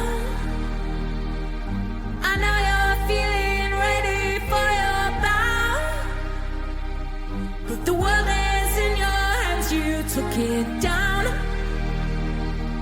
So what are you gonna do with it now? Keep singing, singing, singing out. And I see it clear with every passing of each year. I deserve to be here. And every time I fall, I crawl back like an animal. My focus is powerful. And now I know you're feeling ready for your bow, but the world is in your hands, you took it down. So what are you gonna do with it now? Keep singing, singing, singing out. Now I see it clear with every passing of each year. I deserve to be here. And every time I fall, I crawl back like an animal. My focus is powerful. Okay, do you want to know our homework for this time? I haven't started it. Okay. The Cooks. Remember Okay. them? Yep. Never- I like the Cooks. I like old Cooks. Well, Never Know, but with a little slash in the middle. Oh, okay. Matt Pritchard and Tom York. Tall Tales. Oh. Yep. And we have a listener's choice. Good. Real Lies. We Will Annihilate Our Enemies. Oh my God, never heard of that. Yeah, neither have I. Okay. So, yeah, I think it's going to be another mixed bag. There are some banging albums. I was so tempted to throw one in this week, and I was like, no, we've got to do this. Because I'm going to have to... I don't know if I do it all in one episode or it's too much, but there are 2 albums coming out that I'm like, oh. And they come out on Friday and they're pumping. So okay. This is there's a lot of... Well, we're back in the game now, right? We've had our wee holiday. Yeah, back in the game. Back in the game. Back to business. We are in some good albums coming up as well, right? Wait till you hear next episode. Oh, before you talk about... Orbital. Yeah, that's right. That's why we're here. I didn't, at the start, tell you about all the live music I'm going to see. Okay, go on then. Okay. So on Saturday coming, I'm going to the Opera House to see Sigur Rós with a 41-piece orchestra. Lovely. I'm just going to cry. Like, I'm so excited. Okay. But the biggest thing is, so you know I'm going to Ibiza. Yes. So I was like, oh, do you know, it'd be my dream come true if I could see Sasha and Digweed in Ibiza. It would be, wouldn't it? It would be. So I just Googled it. And guess what? you're going. Yeah. They're playing it, and it's the best part about this day is, so at this, you might never hear from me again after this day, but that day is 5 till 11. They're playing at a club called Pikes, which is famous, and it's Back to Mine, and it's good. It's outside. It's going to be the sunset, and it's Sasha Digweed, right? That finishes at 11. I then have a VIP table booked at Pasha for Camel Fat, which starts at 11. Oh, that's a big day. Back to back. That's a big day for you. Back to back. Big day for anyone. I don't know. That VIP table will come in very handy, won't it? Oh, I'm going to have to sit down, that's why. What a day. What a day. Wow. And then 5 days later, I see Oasis in Manchester. Wow. I mean, I just don't know what to do with myself. That's pretty big. Yeah. That's pretty epic. I just had to tell everyone that. Yeah. I just booked the tickets yesterday. Have you got accommodation? Everything sorted for Ibiza? Everything's sorted. Oh, wow. That's awesome. Yeah. That's. I'm excited for it. That'd be great. I'm going to need to rob a bank to pay for it, but And that's so fine. far, everything Oasis coming up roses so far. Yeah. No arguments, no spats. We're getting close. Are they doing new music? Have you heard? Well, I keep hearing mixed things. No, they're not. Yes, they are. No, they're not. I don't know if we need it. It'd be good to get some new music from them. I don't know. I feel like... It's been too long, you think? Because we'd have to review it. Yeah. And I wouldn't. Because I'd give it a 9 anyway. Well, give me Deacon Blue any day of the week. I've seen what the proposed set list is, and it looks fabulous. I mean, anything's... And it does look, because some people have been messaging, like Liam's quite funny, because you know he's quite active on socials. Yeah. And people, like someone put, can you please play Hey Now? That's my favourite. Nah, sorry pal, list is already done. Wouldn't sing that one anyway. I'm like, burn. But, so I feel like... Would they do you reckon you'd get any Noel Liam solo stuff in there? Like, kind of when Robbie Williams gets together with Take That, they sort of do their own stuff for a bit. I don't want any of their solo stuff. I'd walk out. I'm not there for that. I've seen you both solo. You've done your thing. It's not that great. It's not as good. Not as excited Oasis. about Black Star Dancing. No, I don't. No. Bung, bung, bung. I literally want 20 Oasis bangers back to back. When do we see them? October or something? November. Right, okay. We've got Supergrass in a couple of weeks. Yeah, we do. That's going to be cool. Front row at the Opera House. I know. That's On a Monday. pretty special. Tuesday. Right. Orbital. You ready? Yep. All right. So who are Orbital? They are the greatest dance act ever. Don't know. So let's listen. So let's go for it. Why wouldn't they be? Because they have one sound that they do it over 25 albums. Well, in your opinion, who is it? Who's the greatest dance act of all time? Now, a couple of considerations. You've had the Orbital since 1989, still punching out music. So you can't go for a set of band that's only been around for a couple of albums. I would say there's only one real competitor to them. No, there's two. Can I give you the one that I would say, I think you could have a couple of beers and we could argue about this. I didn't say that they're the most successful, right? The most successful act is the Chemical Brothers. And I would say they're maybe the best. Well, You could argue both. I think the Prodigy. Well, if you look at the catalogue of the Prodigy, I don't think you can. You can, because I think their catalogue's better than Orbital's. Because there's a lot of the samey. And there's a lot of stuff that's Prodigy. not... Wait. Okay, so from an aged well perspective, you listen to Prodigy Experience, which is very old. Very old. Still stands. Some of the Orbital now, you listen to it's a little bit... I did that at home on my PlayStation. I do want to talk about It's a bit twinky. I did that. Whereas I do feel like for Prodigy, they've just been...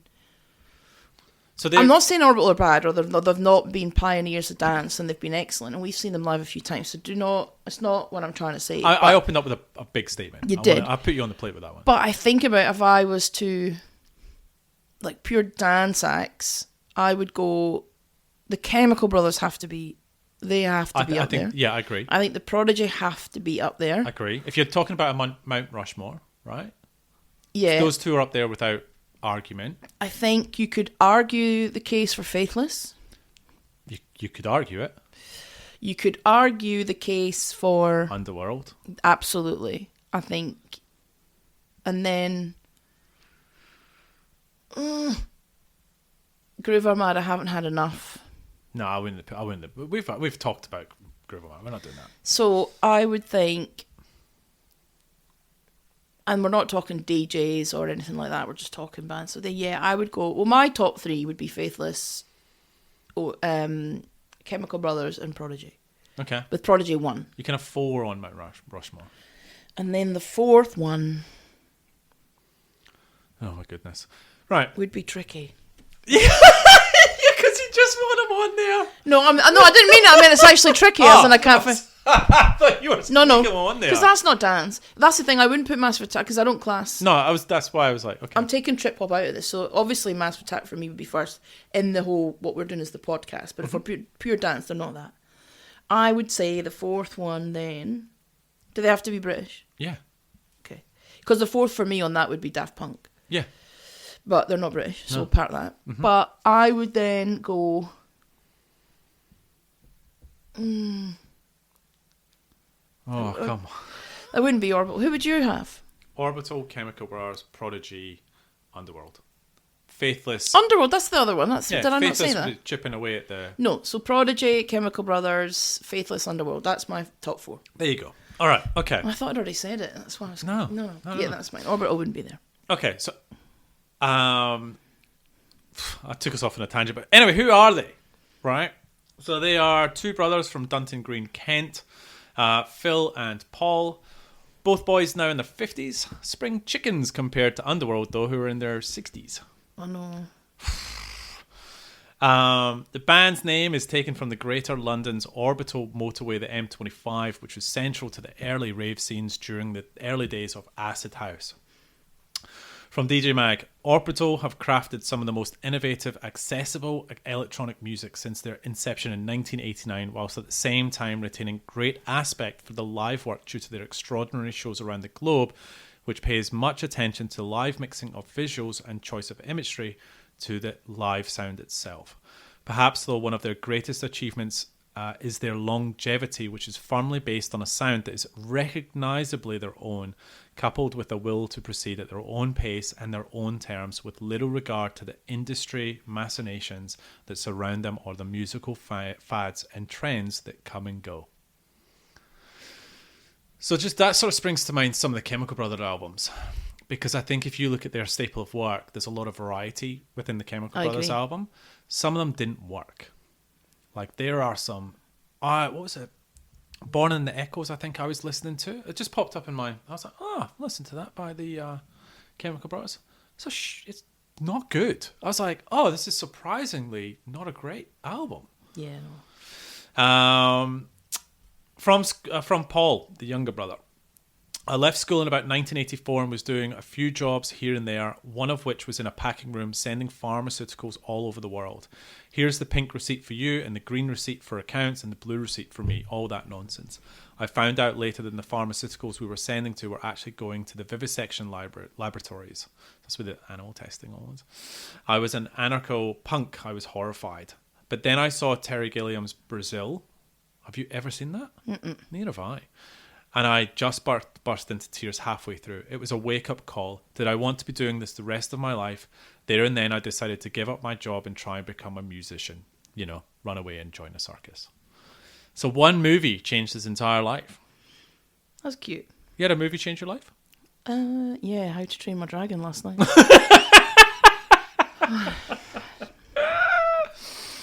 Could have been bad, that movie, imagine. Oh, jeez. Back to Paul. I started making music in earnest when I was 13. I got some guitars and did a lot of playing. By the time I was 16, Phil, my eldest of 4 years, was interested in a lot of electronic music and got me interested in that. He became a bricklayer for my dad and I was his labourer, and it was then that I got to know my brother. We became friends rather than him being my annoying older brother. Until I got to 16, I was just avoiding him. Before puberty, we were fine, but during that 12 to 16 phase, I didn't want to know. Now, I want to pause there. So these are siblings, obviously, right? And the reason I mentioned, 1989, we both have siblings. We do. Could you imagine being in a band with them for... Absolutely not. No. Unless I was doing Enya remixes. I mean, no. I mean, what, they've been together, like 30, 40 years? And look, they have, and I will cover it, they have split up a few times. And if you ever watch an interview with the two of them, they're very different. And you can see why they would both hit against each other sometimes. But I think that's the case for every sibling. Absolutely. Right? He carries on. But to be fair, he took me to my first gig, Split Ends, The Beat and Madness. He then bought us a drum machine and a synth, the same machine that I ended up buying, so we combined his drum machine and synth with my guitar pedals, an amp, and messed around at home. Then I got a 4-track, another drum machine, and we built up from there. Phil went to America and discovered hip-hop, and in that older brother kind of way, didn't think of me and gave all his equipment to another friend. Oh, nice. Thanks, cheers for that, I said. So then I had some money which my granddad had left me when I was 3, which would be mine when I was 18. My mum knew, and I said to her, I've got no musical equipment. Okay, I'll let you have it early. So I spent the money replicating the equipment, and then the friend eventually gave the equipment back as well. So that's pretty cool. We should have done this, mate. We should have had equipment. We're too busy playing Pro Evolution Soccer. I know. Just yeah. Should have made Think music. about it now. In 1988, Paul started to get some dance music out there. So I started putting a few tracks together under the name DS Building Contractors.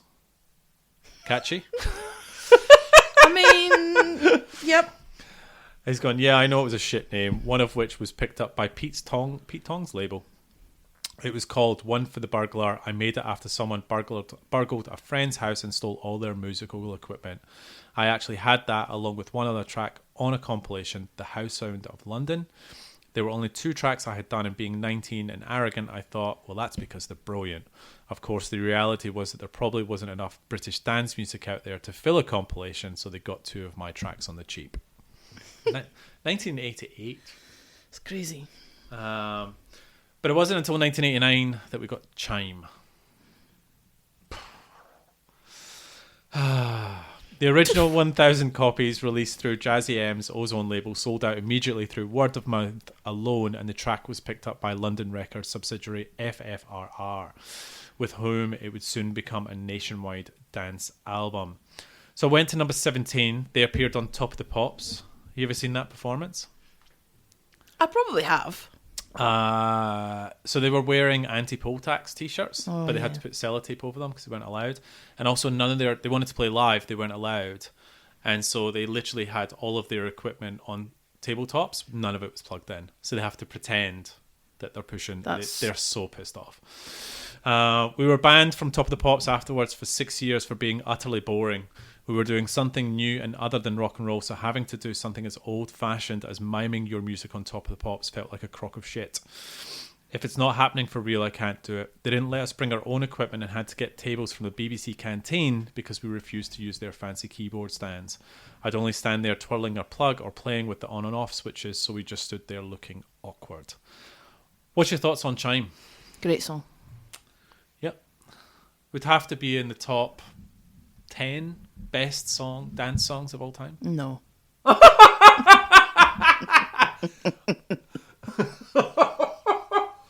No. No, it wouldn't. Really? No, it wouldn't. Okay. There are so many good ones. Like, no. I'm not Okay. saying it's bad. It wouldn't be my top 10. Okay. So 2 things on Chime. So Chime sometimes gets paired with a song called Crime. So it goes Chime Crime, right? It's on the wonky special edition CD. Has a CD2 with some live songs, and it has Chime Crime, right? You'd recognize if I played how they transition from one to the other. That recording is of the gig me and you went to when we saw them Fox Studios. That was brilliant. And that was when we thought we'd never see them again because they broke up and then reformed. That was one of the best gigs we've ever been to. Yeah. Right? So Chime Crime, on that, me and you were there. The second one, the Shapeshifters remix of Chime, is a banger.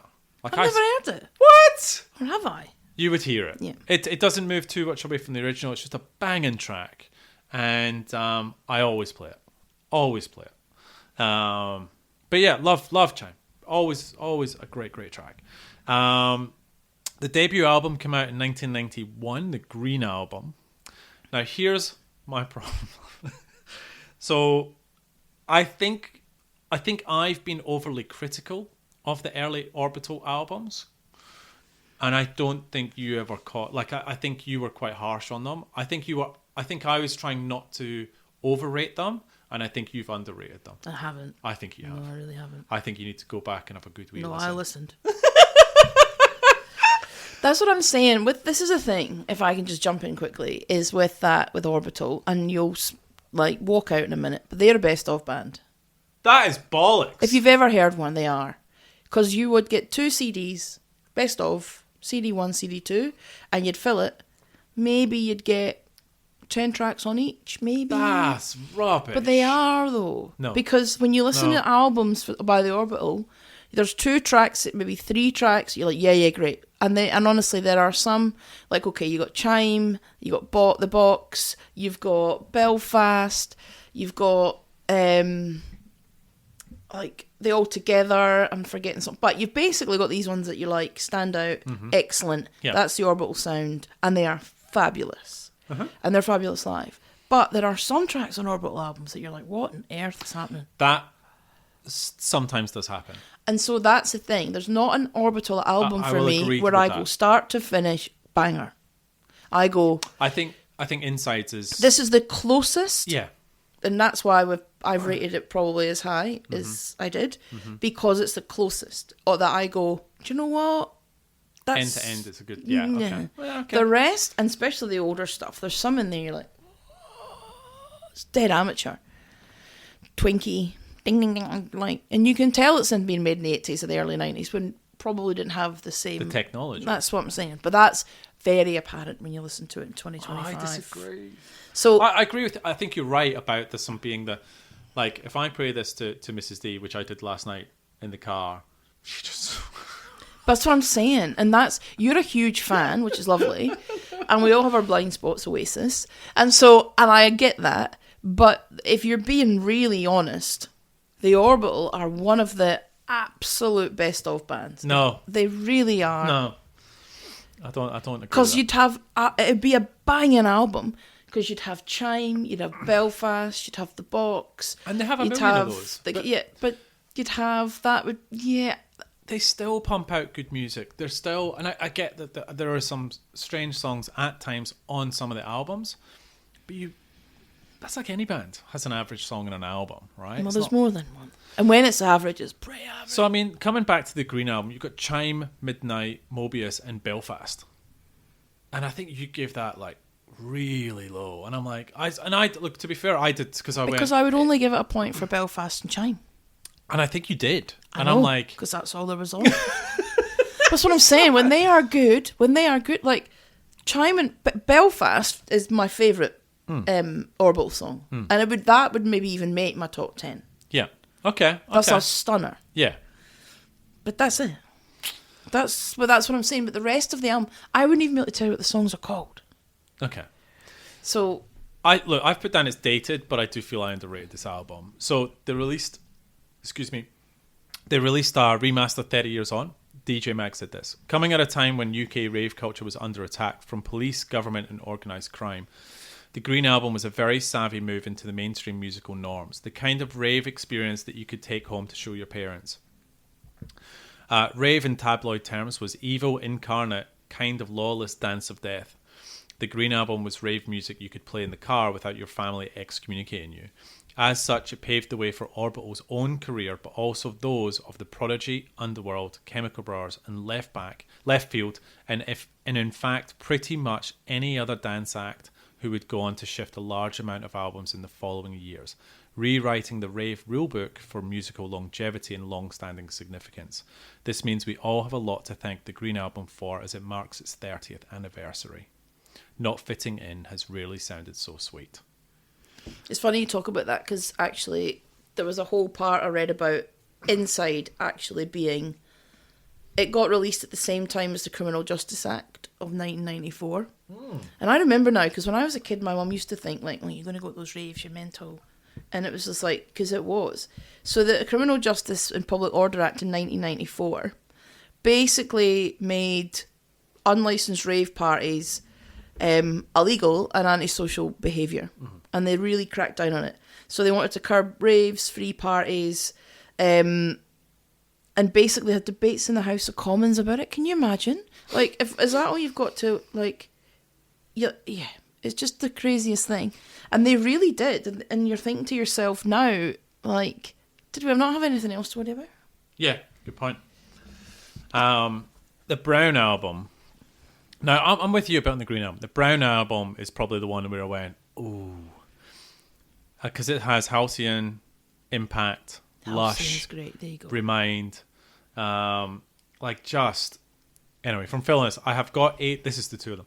I've got ADHD and Paul is on the autistic spectrum.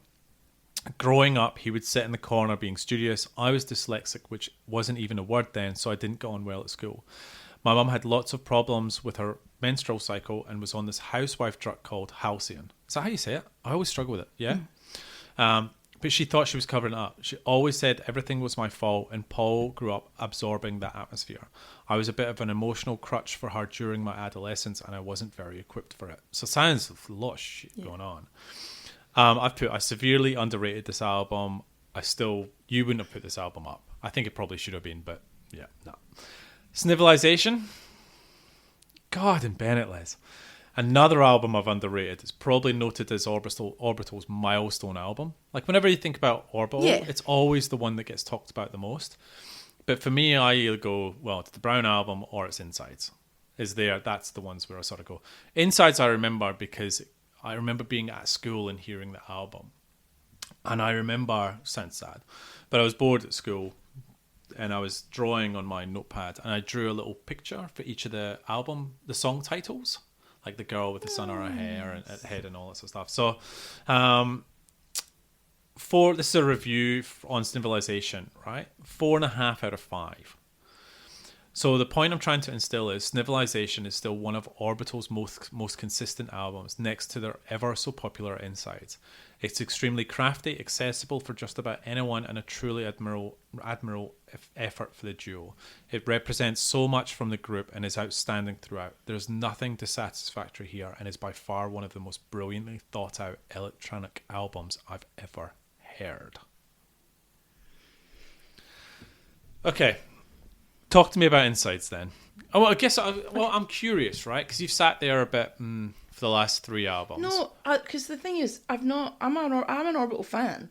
What I'm saying is, I just think there's a lot of filler. There's lots of great, like we've just gone Green Album and we've gone Chime, Belfast. Yeah. Then you've gone Brown. No, look at Halcyon. I'm like, oh yeah, great track. Yeah. And then you go. So already I'm probably now at maybe 8 or 9 tracks, and I'm building out my best of. Okay, keep going. And so the thing is, that's what I'm trying to say with Orbital. None of the albums have really hooked me apart from Insides. Mm-hmm. And so what really is that about controversial Insides, the All Together does, but that's different. That's out at the scope. Because, well, it's not that long, and they've really nailed it. Yeah. And I think it starts off excellent. Mm-hmm. And then you've got the box in it. And I think the other tracks in the album, like, they're not... I don't think there's any filler in this. They're not... And they're it's not too aged out well. there? No, they're not too out there. Yeah, okay, I can see why it's out there somewhere. But And you can listen to that beginning to end without wanting to go, oh, geez, what's that? Yeah. Okay. All right, That's okay. probably what it is for me.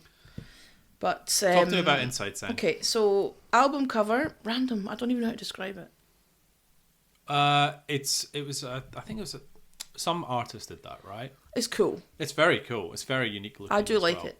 It's the favourite album cover so far in this, Yeah, I agree. because it's a bit weird. Yep. So, released 26th of April 1996. Album number 4, what came before it, Civilization, what followed it, The Middle of Nowhere, which I'm sure you're going to talk around. Yep. Label FFRR, recorded in the Strong Room in London. We know who the producers are. 72 minutes and 2 seconds. Do you know what? It was doesn't. Well, which version is that? Is that the one that includes the Saint, or is that just the 8 tracks? That's just the 8 track. Oh no, that's the 10. That's got the Yeah. Okay. It's got the bonus tracks. Okay. chart position. This was interesting. Where do you think it got in the charts? I don't know this. Top 20. 5. No way. 5. That's great. Yep. Number of weeks in the top 100 UK. 20. 12. Damn. 5 is punching. 5 is I really. was actually punching. shocked. I Yeah, did go agree. and check it twice. Okay. No, not because I think it's a bad album, but you know a lot of those dance Yeah, albums, yeah, were yeah, like they some of didn't them get- didn't even chart. Yeah. Good. So for me, I think so. I was going to talk quite a bit about the fact that I was more interested in that whole Criminal Justice Act. I had forgotten about that and how they were quite vocal around it, Yeah. and the fact it was actually illegal to go and at a time where music, when you think about this whole podcast, at a time when we're talking about, I think, the peak of electronic music, they're in Parliament trying to shut it ban down. you dancing, trying to shut it down. I just think that's, I think it's crazy.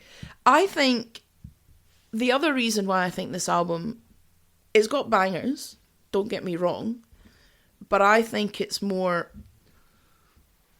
got a bit of a richer, deeper sound. It's an easier album to listen to. I Yeah. don't find it as jarring. Agree. And I think it's quite emotional, really.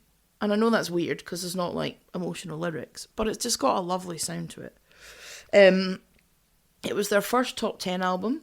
So then, is that because of the fact that everyone loved Insides, or is it because they were known by now? Or electronic was at its peak in the 1994? You're starting to get into it, aren't you? But Yeah. why do you think it was its only top 10, the first top 10 album? So if you're trying to tell me Green and Brown, whatever. I would say there's a couple of different factors to that. I don't think the dance, you were still in the rave days, very much, and so I don't think you were. Do you think it's the most accessible album? Do you think that's This why? one? Oh, do I think it's the most accessible? Yeah, that's interesting. No, I don't think this is the most accessible. Do you not? Well, I mean, there's not. I think it's the easiest to listen to. Oh, I think you're right there. I'm just thinking about when I think about some of the other tracks that they've had, and because some of the tracks that they go into, they partner with other artists, like they illuminate with David Gray, right? Like they've done other more accessible, more commercial tracks. Yep. I think Right Time, Right Place. You know, there's other things at hand here. You've got Wipeout, which has one of the best dance soundtracks of all time coming out on the PlayStation, which we'll get to.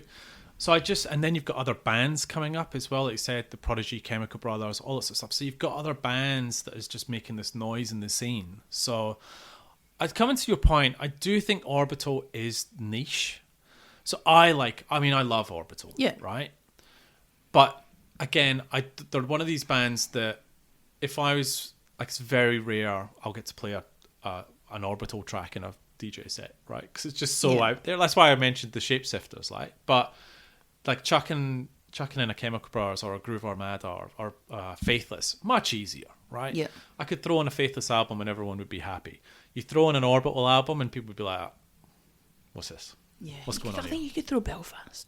Yeah, so I think, but there's also something about Orbital that also, I like that they're a bit niche, and I like that that review talked about it. They've got this sound. They have a sound. That's what I said to you. You recognise the sound. Orbital have a sound, and I don't always think that. To your point, this is probably the best way to put it. You have a sound. Yeah. And Orbital sums up that sound for you. Yeah. Because when you think about albums where we part, Orbital's the one that would stay in the middle. Because I love some of it, but then some of it I do not. And so when we start doing this, when we part, you think of all the other ones, Propeller Heads, Bentley Rhythm Ace, and then you go down kind of that. Yeah. But it does have that kind of break beaty, electronic, little bit out there sound. Not necessarily linear in the way the tracks go. So then I probably go more big Orbital tracks, and then I would leave you. I go into the more, probably technically more the mainstream stuff. Yeah. And you'd go over here with your stuff over here. Yeah. And I think that's, and the Orbital sound is so unique. If you just were to put a song on Who's That Orbital, I would know it straight away. Some of the other dance acts you might not. You could maybe mistake it. Yeah. But do you know what Mrs. D said last night? What? She said, this sounds like Ross from Friends. Do you That's- remember that episode where he busted keyboard out? And I'm like, no. But I think that's what I'm trying, and I hope I'm trying to get the point across, is that when Orbital have big tracks, and that's why I'm glad they're in this, because they deserve to be in it, and they do deserve to be recognised as pioneers in electronic music from the UK. They are amazing live. Because even if you didn't like all the tracks in their album, their live incredible, one of the best. Incredible. So that's for sure.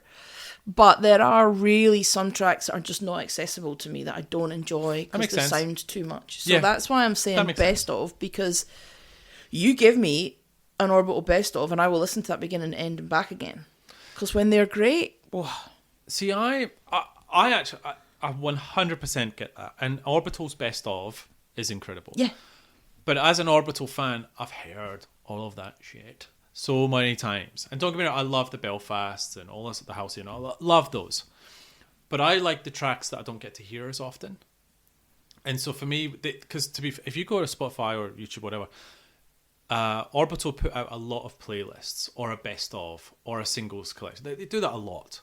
I never listen to them because I don't want to hear it. I want to get into the almost the weird, wonderful ones, maybe the ones I've forgotten about, you know, all that sort of stuff. Anyway, yeah.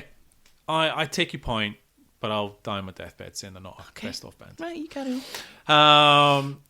Shall I get to Middle of Nowhere? Yes. Okay, so Middle of Nowhere has one of the best starts to a dance album of all time. I don't know if you remember it. It starts with Way Out, where it goes bow, bow, bow, bow, bow, and I'm like, it's just so epic. I'll read the review and then I'll get to my point. This is from Jack from the website I Am Not a Musical Journalist. It's pretty good. That's good. And see, I've done so well not swearing, but I'm going to have to swear because Jack swears. Okay. Damn it. You've done well.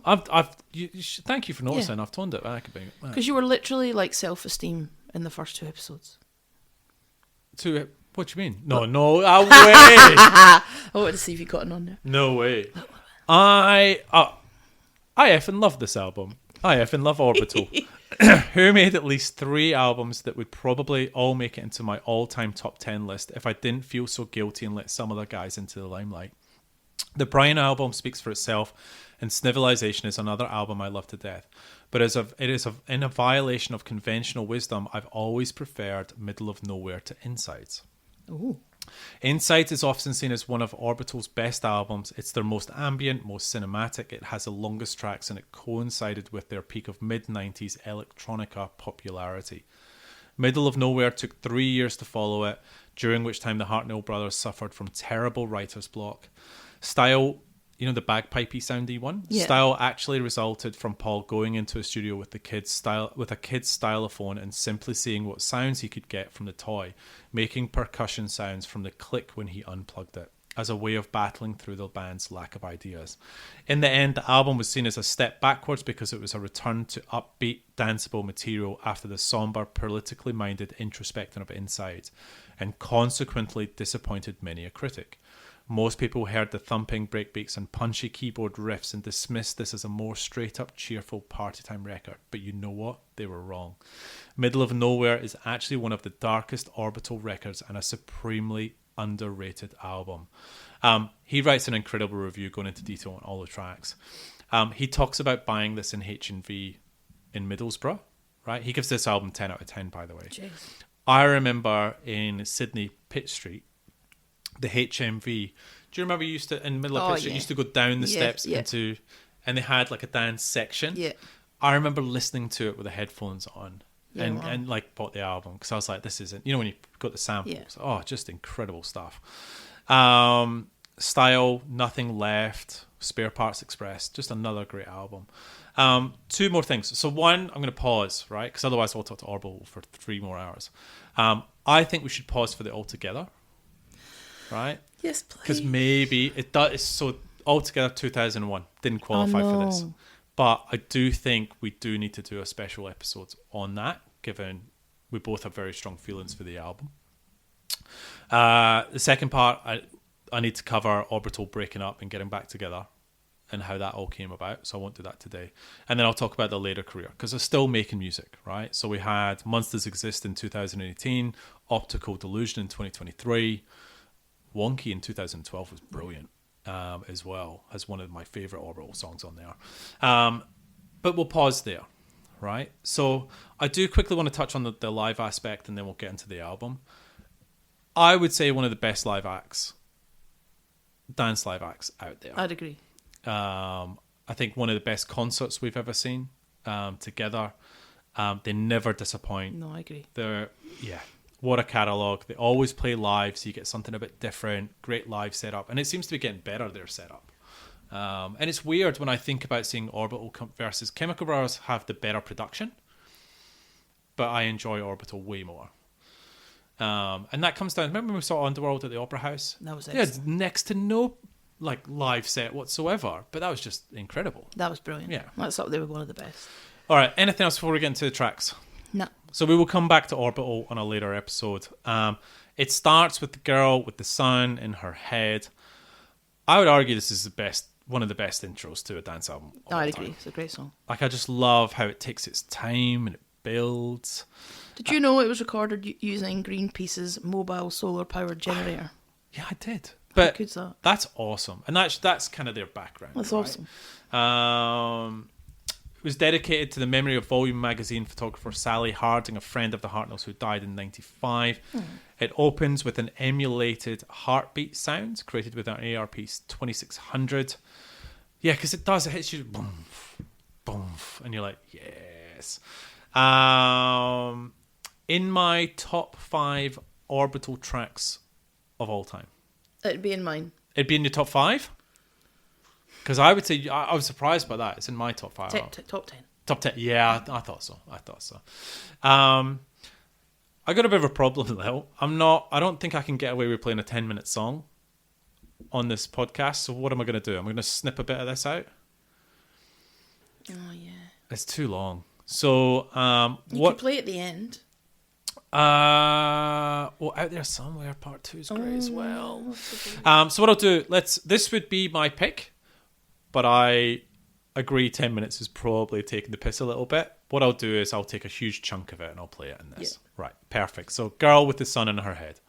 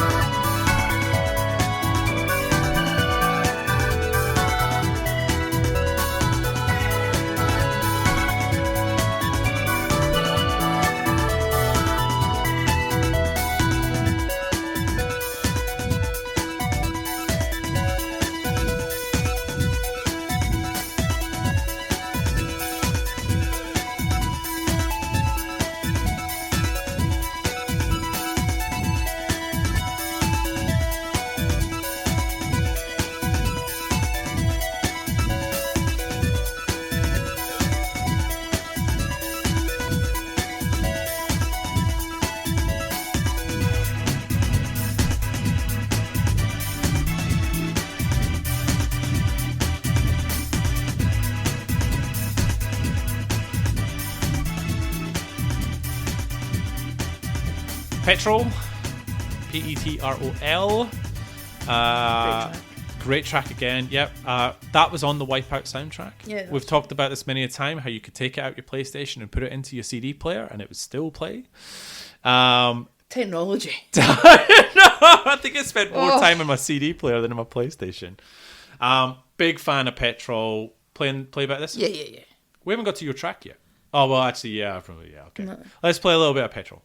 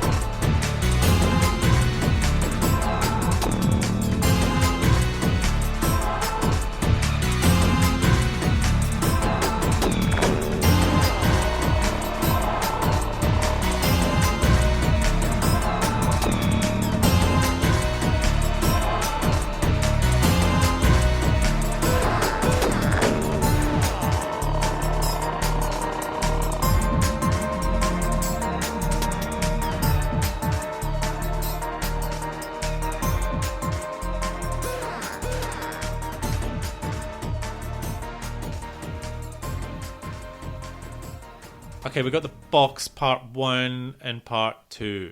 Yeah, there you go. I thought it'd be part 2. So the album was preceded by a single, The Box, starring Tilda Swinton, who we had on, but we played earlier on in the... yeah, she was sat here. She's just left. She's just left. You missed her. Putting the kettle on, Tilda. Thursday work, let's talk. We do need a cuppa. Paul told the Enemy that the song was based on a recurring dream he had about the discovery of a mysterious wooden box in the Welsh countryside. But he would always wake up to not knowing what was in the box. That's so annoying. Imagine having that one dream, you never get to find out what's in there. How do you feel? I mean, this intro is 6 minutes. How do you feel about the intro? Bit long. Worth it for what comes. I like it. It's a nice sort of... it does take a little while to get there. Just cut it in half. You reckon? Yeah. I mean, look, they do have some time on this album, let's be fair. Oh, no. Then you get the box part 2. Oh, yeah. Yeah? Brilliant. Great song, right? The beginning of the box part 2 is literally, if you were to bottle the Orbital sound. Yeah, good That's the Orbital sound. Yeah, good point. The da-na-na-na-na. It's just the Orbital, and then when it goes, diddle-oo, and that's the Orbital. So Tilda was in the video for this. It was nominated for Best Video at the 1997 Brit Awards. Do you think they won? No. I'm pretty confident. So they were asked in a questionnaire, do you think you won? You've got me there. I think we walked off and discussed as soon as we didn't get it. We knew we weren't going to win. The audience was cheering for each band in the category until they announced us, and then it was Tumbleweed. So who beat us? You were pipped to the post by the Spice Girls and Say You'll Be There.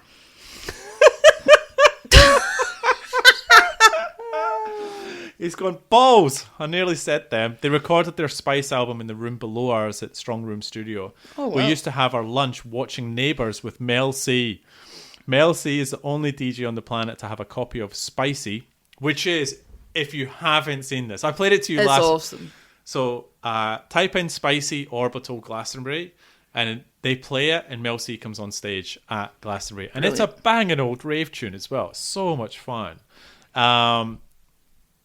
You can't walk past the box. It's so good. So good. All right. Orbital with the box.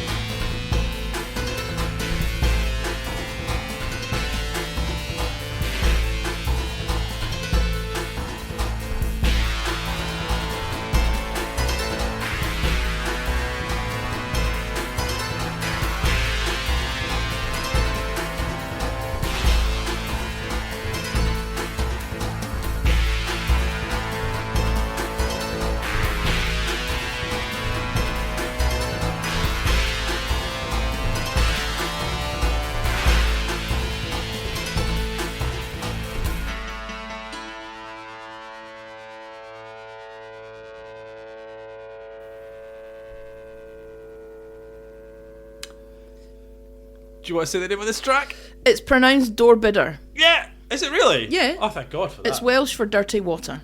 I knew that. I just couldn't say it. Yeah, I wasn't Doorbidder. gonna... Okay. And do you know anything about it? It's about water pollution. Yeah, it's about the Sea Empress oil spill environmental Yes. disaster. Now, on that, I'm playing a game called Under the Waves. Ever heard of I that? like it. It's all about oil pollution. I kid you not. So it's all about this ambient game. You go down under the water and you help clean up the ocean. You make and basically it's all about an oil disaster, and you have to. It's really good. Is it? I don't think you'd like it. It doesn't involve punching or kicking or shooting anyone in the face. And I tell you what, you make friends with the animals. I'd like that. Not when there's an oil disaster. No, because they're not happy animals. They're not alive animals. Oh, no. Great game though, Under the Waves. So Paul Hartnell told Vox, "We came up with the chords that start this track, and I thought that sounds nice. It sounds like the sea, and it reminded me of staring in the murky water in Brighton from one of the sea breakers, thinking, oh God, let's make this track about the horrible, dirty water that everyone has to swim in." It's not great, is it? That's grim. The vocals on 3 of the album's tracks are credited to Auntie. Do you know who Auntie is? It's Goldfrapp. Do you know that? No. Oh, good, I got you. That's good. So how did Goldfrapp appear on the album? She's brilliant. We met because she was an acquaintance of Phil. She had the voice of an angel and nonchalantly didn't seem to care. You'd ask her to sing and she'd treat it casually like you'd asked her to make a cup of tea. She even asked us to help start her solo career, but I was always looking for more unconventional psychedelic hooks and was crap at working with singers at that time, so it didn't work out. But then she met Will Gregory and Goldfrapp exploded. I remember her bringing her first album, Felt Mountain, to the studio muttering, oh yeah, I've done this, look. I grabbed my Sharpie and said, sign this record because you'll be famous. It's going to be really worth something. You know that's the gig I went to in Edinburgh. With a fake ticket, you dodgy. It worked. It did work, but you felt guilty the whole time. A little bit. I don't know if I want to play this. I think it's all right. It's all right. It's all right. Let's get on to Adnan's. Yes. Longer version of the originally. So this is from the War album. Do you remember that? That was massive. Yeah, at it was the time. massive. I know. There was some good tracks on there. Paul said the name comes from the sympathy story of the day on the news about a family evacuated from the former Yugoslavia. God, we are going back. The father had to stay behind to work, and his 16-year-old son decided he had to stay back with him. He felt he couldn't leave him on his own. After a few days, they were both. I feel, yeah, they didn't make it. So that's why they sort of created this song. It does, knowing that sort of background, it does add to the song, and I think it's a really good song as well. So play a little bit of Adnan's. Yeah.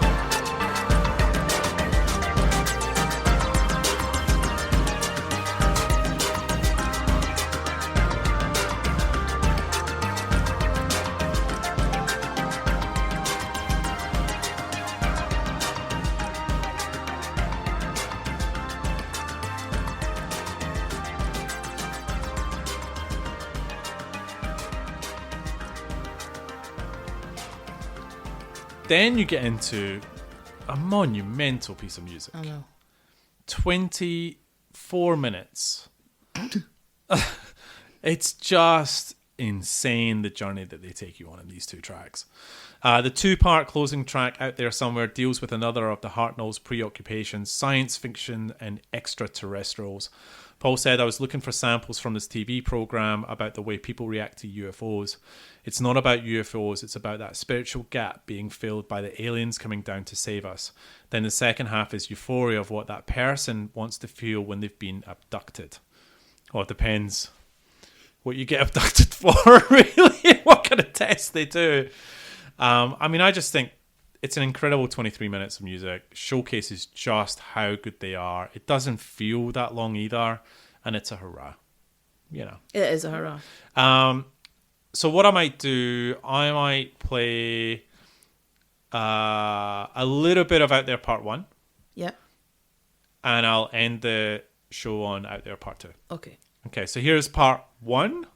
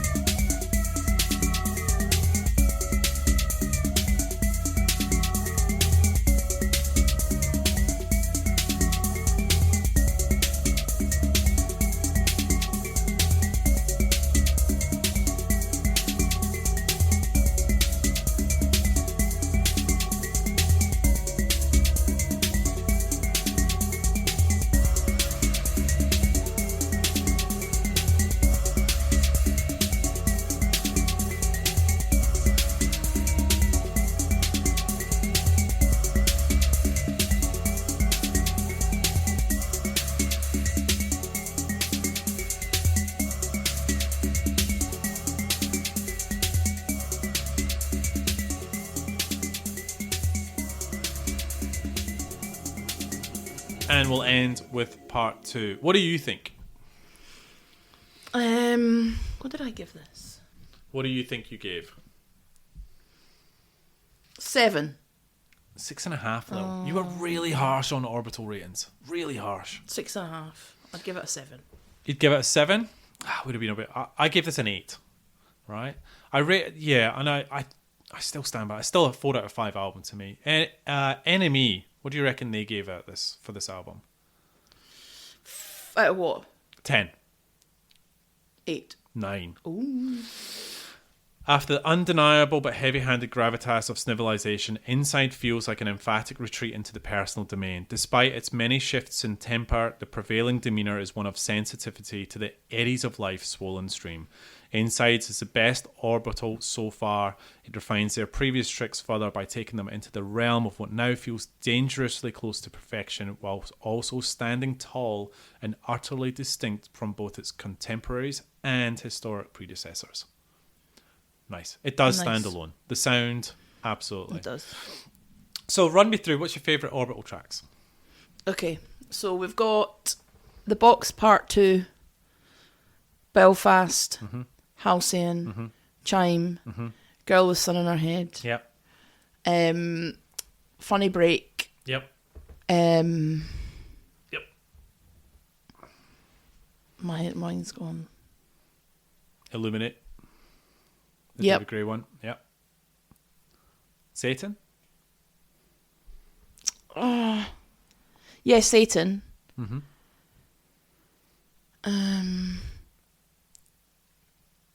I'll give you my top 5.